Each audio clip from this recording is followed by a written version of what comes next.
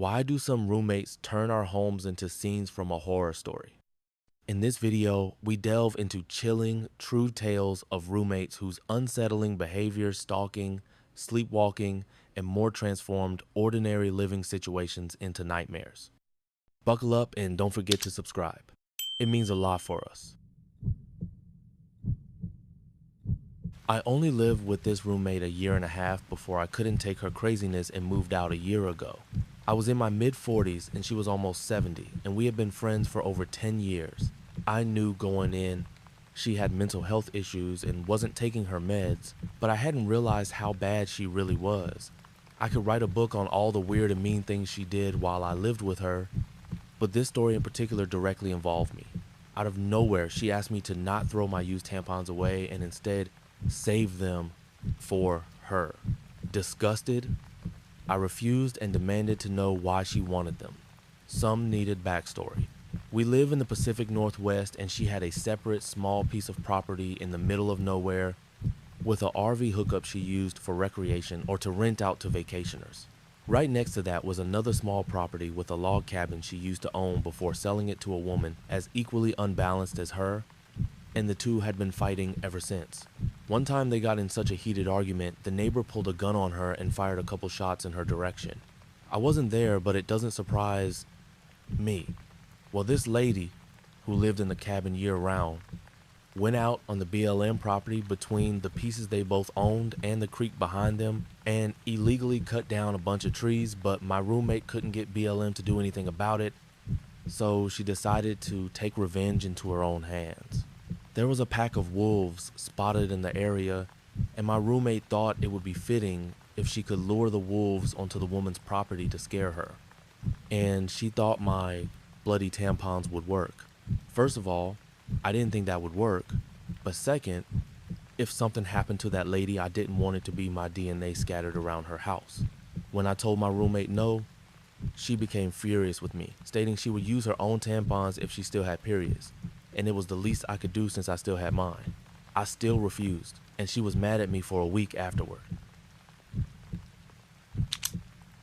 I moved to my college town last August, and instead of living in the dorms, I am paying to live alone on the main floor of a house.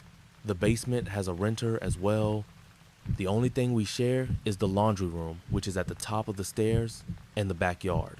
I did not sign up to socialize with the person who rents the basement. I signed up to rent a house for myself. What I find weird is that every time I go to the laundry room, I must cross the top of the basement stairs.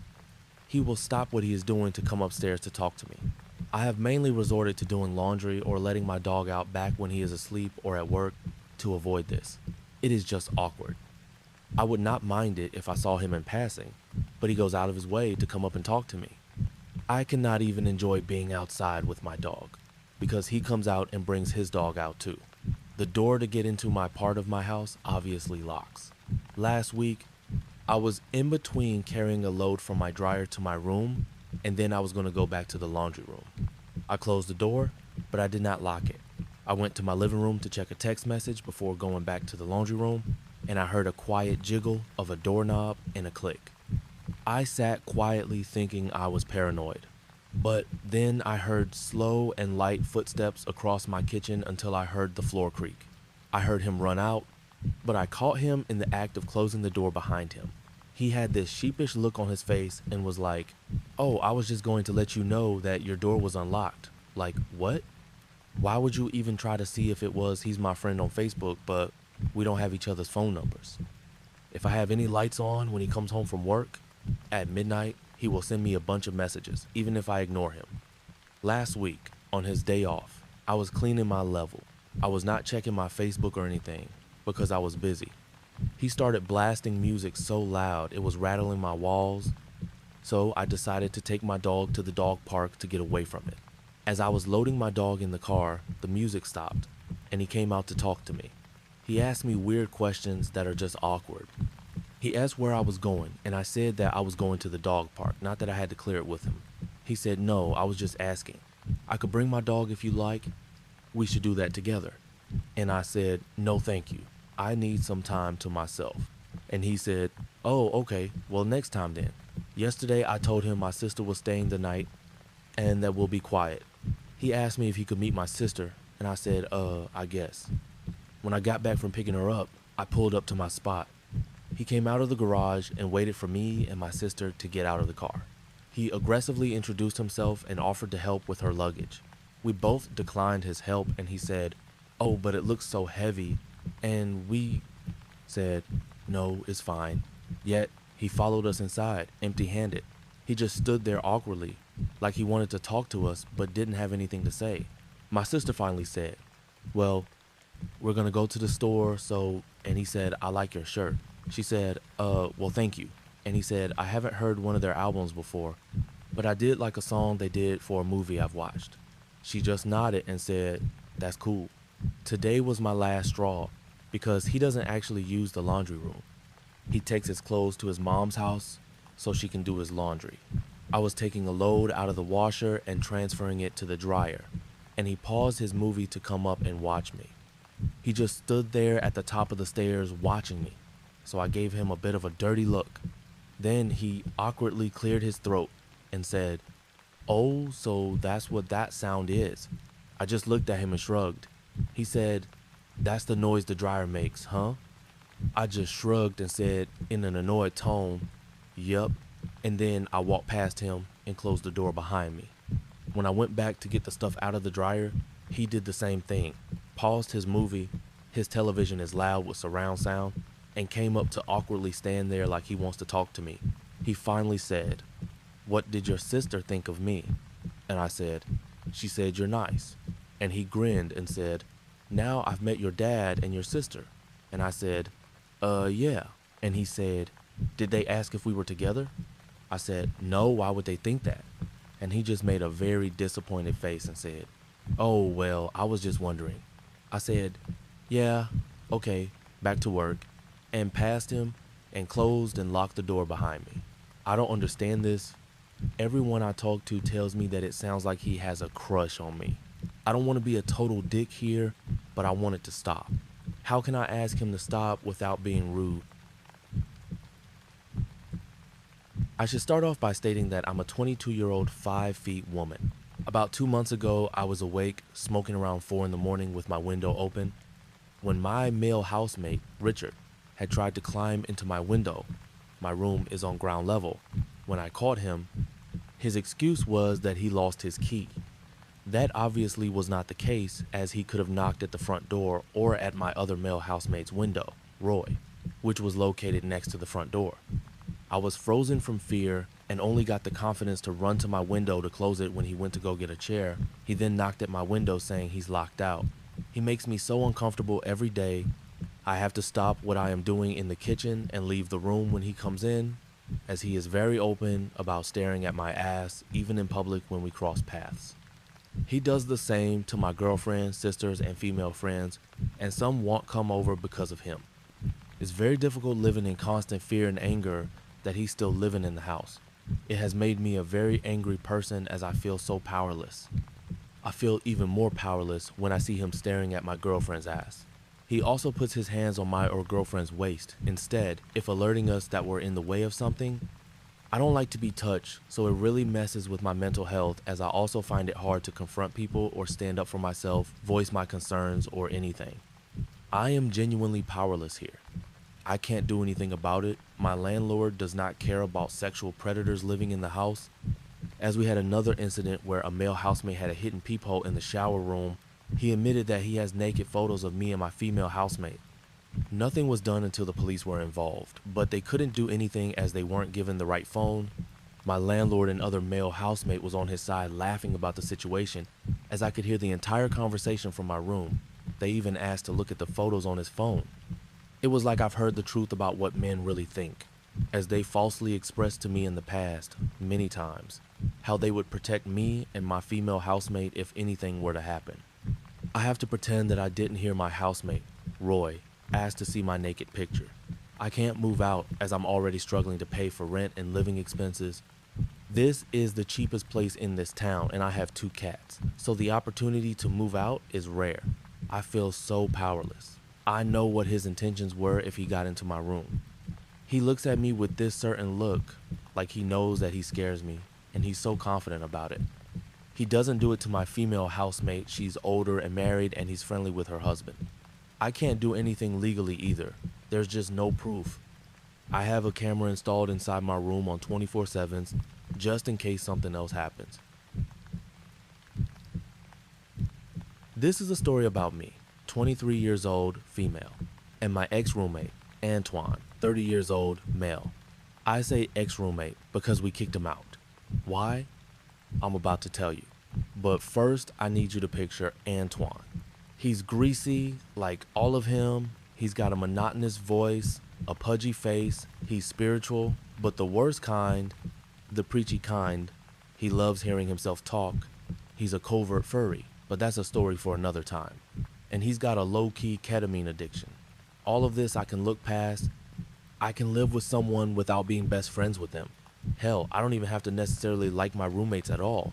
But Antoine crossed the line big time.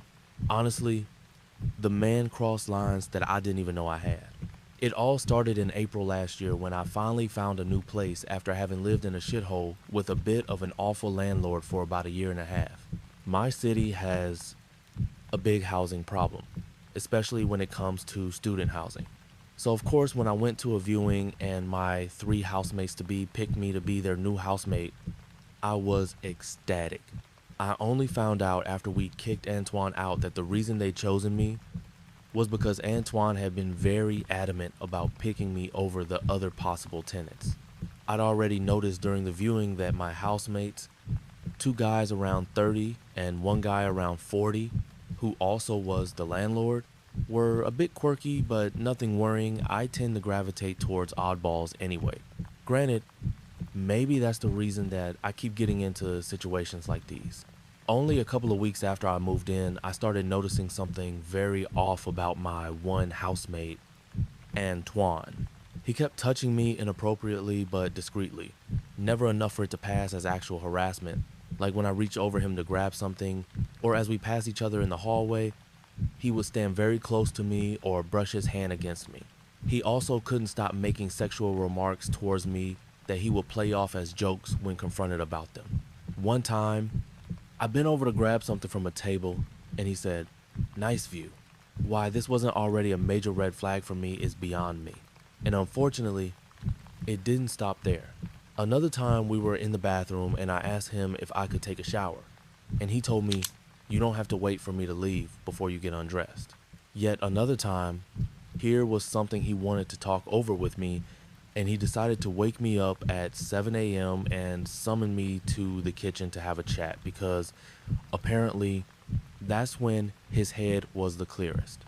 By the way, all of this happened within 3 weeks of me having moved in there. Initially, I thought him just completely socially inept, but eventually, it became clear that there was much more going on. A couple of months later, the 2 of us were having a group call with our landlord, who mediated between us when things got out of hand, which they did quite a few times, and Antoine was scolding me for not cleaning the living room before leaving for a barbecue with friends. He said, "You could have cleaned the living room before going on," and I quote, "one of your sexual escapades." I was absolutely baffled by that remark, but it did show me how he really saw me. This is only one of the dozens of times that he sexualized me, harassed me, and blatantly ignored my personal boundaries. Needless to say, he was a bit of an incel, but I was empathetical and could see that he was his own biggest enemy. I don't think he was very happy with himself and his life, so I kept forgiving him. Honestly, I couldn't afford not to. I didn't have anywhere else to go, and I kept hoping for him to get over it.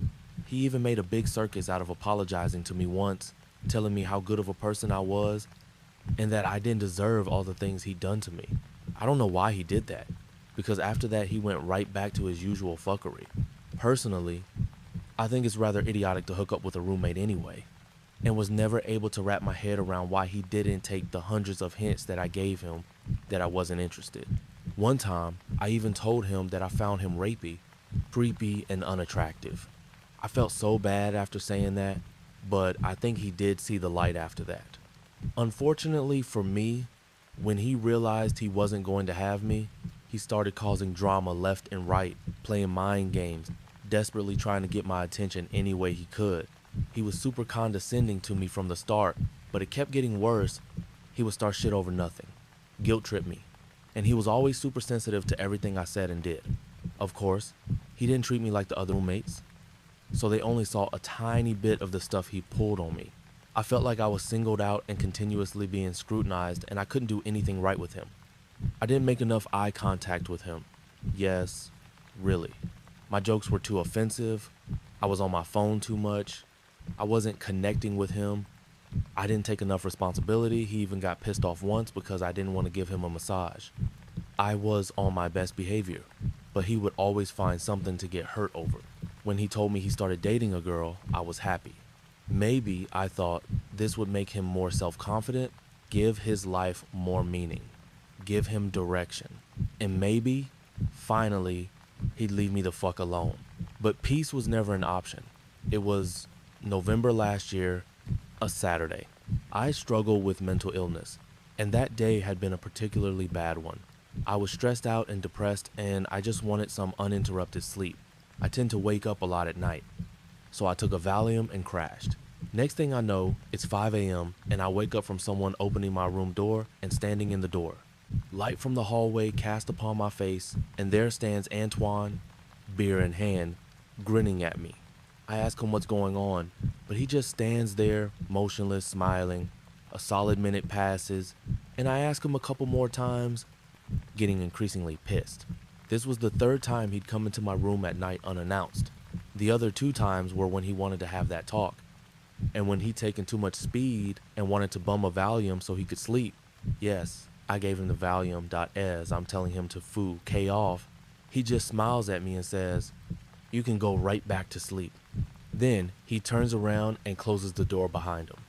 It was at this point that I messaged my landlord that I was done and that I needed him to move out. My landlord wanted to mediate between us again, but I told him that I would press charges against Antoine for trespassing and harassment, and I think this showed my landlord that I was serious. I slept at a friend's house for a couple of days while Antoine tried to make it right, but alas, it was too late. At first, he apologized profusely, telling us how bad he felt, that I didn't deserve that, and that he would fix things. But when it became clear to him that he was going to have to start packing his stuff, he flipped and started calling me crazy, then went full victim mode, saying that I was ruining his life. It was quite pathetic. The worst part is, I think that I had been so conditioned to question myself all the time that I could barely believe that I wasn't in the wrong for wanting him to move out. Luckily, my friends and family were behind me and were able to help me stay confident and assertive. The week after, Antoine was gone. After that, things started to unravel. Apparently, Antoine had taken too much MDMA and had gone into my room thinking he was going to seduce me. He was also known to have stalked his ex-GF for half a year after they broke up. It makes me nauseous to think about the things that could have happened if we'd lived together any longer. I think Antoine could have been helped a lot by therapy, but of course, he didn't believe in that. Any psychologist out there, I know is kind of against your code of conduct, but I would love to hear your take on this guy. Kind of just wrote some things that came to mind about my time living with Antoine, but there's so much more. Maybe if something else comes to mind, I'll update it. This is only my side of the story, but it feels pretty darn to get if off of my chest. So yeah, Antoine, let's never meet again. I recently acquired a new roommate. The entire situation should never have happened, but I needed someone to help with rent. So a Craigslist posting later, he moved in. His name was Greg, and he disclosures to me that he did have some strange sleeping behaviors. Sleep talking, sleepwalking, night terrors. Funny thing was, I also had a history of sleepwalking, but only on rare occasions. The first incident occurred about 1 week later when I heard him screaming in the middle of the night. Since we both slept in desperate rooms on different sides of the house, the screams sounded distant, but enough to scare me so much I ran to check on him. As I'd get closer to his bedroom, he stopped screaming, so I just went back to bed. For the next month, he had no issues. I noticed he had no friends or family that would visit, and I never saw or heard him on the phone or texting. Then another random night, Greg started screaming. Same thing. I got up and started to go to his room, but he'd stop. Then one night, I was awoken by screaming in my bedroom. I couldn't see anything in the panic, so I turned on the bedside lamp and he was at the foot of my bed wearing some sleeping clothes, athletic shorts, and a t-shirt. Scared me, so I started screaming and woke him up. He apologized and went back to bed. Then the scariest thing happened. About 2 nights later, I awoke to clinking. Sounded like tools and hammers tapping. I turned on the light to see Greg kneeling down in a corner working on something with his hands. A few seconds after turning the light on, Greg froze, then slowly turned his upper body around and started blankly at me while I laid in bed. I was beyond creeped out, so I slowly slid out of bed and left the house.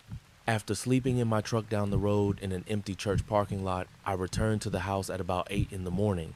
Greg was gone. All of his belongings were gone. No signs of him anywhere. It was like he never lived there. I didn't know of any of his friends or family, so I had no one to call about him. Days turned to weeks, weeks into months. When I moved out after the lease was up, I was moving furniture out of my bedroom. In the corner of the room where I last saw Greg kneeling down, I realized the floor vent for the air conditioning was loose. Inside the floor vent was an envelope with a ton of pictures of me sleeping. The pictures had handwritten dates and times written on the back of the pictures. The only other item was a whittled down wooden broom handle brought to a point. I truly believe Greg was preparing to kill me that night, and he realized it. Because it was the sleepwalking Greg that was going to do it, he left to save my life. It appears Greg had been coming to my room almost nightly and working on making the broom handle a stabbing weapon, and I never heard until the last night I saw him. Let me set up the scene. My roommate and I decided to visit my mom a couple holidays ago. I know this guy really well and we are great friends even to this day. When we visited, we stayed in my room, which has a window that can directly look into my mom's living room. We did the usual thing and stayed up talking, listening to music, and had a great time. At about 1:30 a.m., we decided it was time to turn in. I had my 2 dogs sleeping with us at our feet. For some reason, I wasn't able to sleep. I felt kind of weird, but I chalked it up to just being awake late and traveling. At around 2 a.m., my oldest dog suddenly sits up, stiffens, and stares at the window that looks directly into the living room. I noticed that body position right away because he usually does that when he's frightened or sees somebody new. Except, he isn't barking like he usually did. He was stiff but shaking in a way that made me feel worried. My other dog notices and gets up and looks out the window too. Her ears go up and she becomes frozen, almost like a statue. Feel scared at this point, but I am not sure why. Something felt really off at this point. My roommate gets up and when he looks out the window, I see his eyes become wider than I have ever seen them before. I don't have my glasses on and it's dark so I can't see anything. My roommate is frozen, looking out into the window. I ask, "What is it? Why is everybody looking out there?" My roommate is only able to make a scared mutter. I ask again, but louder and with more urgency. He looks at me and says with a quiet voice, "You don't want to know." I then ask, "Is somebody in the house? Do I call 911? I then quickly remember setting the alarm to the house, which has motion sensors and window alarms. My dogs are still stiff with fear and my roommate looks back out the window. He tells me it's not human. At that point, I was freaking out, and I run to the window as fast as I could with my eyes shut, slam the blinds down, and turn on the lights. My dogs and my roommate were still staring at the window. I asked him what he saw. He told me that there was a pale old man staring into the window straight at us. I asked him to describe the man, and he perfectly described my dead grandfather of 9 months. He had never seen my grandfather, he hated pictures, and I never had any around. After about 30 minutes of sheer panic, we decide to open the blinds again, 'cause why not? The man was gone. We did not sleep for the rest of the night. Today I'll tell you about my experience a few years ago when I was living in a rural-ish town. The house I lived in was a split level. 4 people lived upstairs and I lived downstairs. There was access only available from the backyard, outside. No internal stairs to get down to my level. I had my own kitchen, lounge room, bathroom, and laundry, and the others upstairs shared their own amenities. No one was allowed downstairs and only really came down to hang out with me, which was very rare. I paid a larger percentage, more like half, of the total rent to have my freedom. There were 3 guys and 1 girl living upstairs when I first moved in. One of the guys left and there wasn't anyone we knew to move in, so we put an ad in the paper. I did not oversee the guy who moved in. From here, I will refer to him as Creep. Creep was a very thin, sullen, and quiet guy. He rarely said anything to anyone. He used to sneak out his window from the second story instead of walking down the stairs at night. I had heard of complaints from the others that their belongings were going missing, so our landlord installed deadbolt locks on all our doors. This includes one on the outside door to my area and also my bedroom door. I used to work from 3 a.m. to 11 a.m., come home to sleep and have lunch till 3 p.m., then work from 3 p.m. to 6 p.m. Creep's creepy phase number 1. After a few weeks, I started coming home during the lunchtime and found Creep on my couch watching my television in the lounge room. I would like to mention was very conscious of the care and security of my belongings. I always lock everything up and put everything where it belongs. The first few times, I was really bothered that he came in and was concerned I wasn't locking the doors. I enlisted my roommates upstairs to check my locks during the day to ensure they couldn't get in. They couldn't. Creep started being there when I got home for lunch and also after the last shift. I finally had enough and told him to stay out. He never said anything to me. I told him angrily it made me uncomfortable, and he would only be allowed down in my area if I was present and that he would have to ask. Creep gave me no response. He just looked at me and went back upstairs every time. Creep's creepy phase number 2. Creep stopped coming downstairs, at least to my knowledge, for a few weeks. At the time, I only drank tequila and red wine. They were in my fridge and pantry. I had my bed against the wall and it had a metal frame. You could see nearly 100% of the ground under the bed if you opened my door. This one day I came home and there was a 6-pack of Jim Beam and Coke under the bed. I freaked out. I called everyone downstairs as Creep was not home. None of them drank Jim Beam and Coke. They all knew it was Creep. I had confronted Creep with the other girl from upstairs as I felt extremely uncomfortable knowing he could get in my front door and has now left me a present in my bedroom which was also locked. I was shaking when I confronted him. He never said anything. He just smiled at me. He took the alcohol from my hands and walked back to his room. I was shaking in anger. Creep's creepy phase 3. I has a split built-in closet. One half is for my clean clothes, the other half is for my work clothes as I work on a farm. Working in mud, sweat, etc. nearly for 10 hours a day, 7 days a week, meant was hard to get the smell out. I left some lingerie hanging up in my clean side. I had bought some and hadn't used it in a while as I had gotten out of a long-term relationship before I had moved in. The next day, I came home and found my lingerie strewn around my room. My room was locked, so were my windows. No signs of forced entry. At this point, I had had enough. I called my landlord, who advised there was nothing I could do other than calling the police. I packed up a lot of my belongings and stayed at a friend's house for a few days. Creep's creepy final phase. I came home after about 3 days as I was too afraid. I inquired at the police station, who advised they can give Creep a warning, but I can't prove it was Creep. Not exactly helpful, but hey. I came to my front door to find chunks taken out of it, like someone had taken the back of a hammer or a chisel to it. Then, the lock. It was smashed badly, as if someone had tried to hack it off. The door was ajar. This causes my heart to start pumping, thinking someone was going to kill me. Walked, no, I ran over to my door.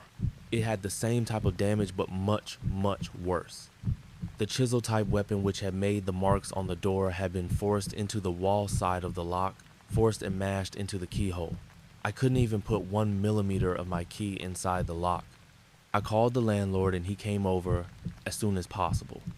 He went upstairs and the Creep was gone along with his stuff. Police report was filed, damages, but I didn't file. Never saw Creep again. A year later, I still checked under my bed, backyard, closest, cupboards, car, etc. before I could settle down and be calm in my own home car.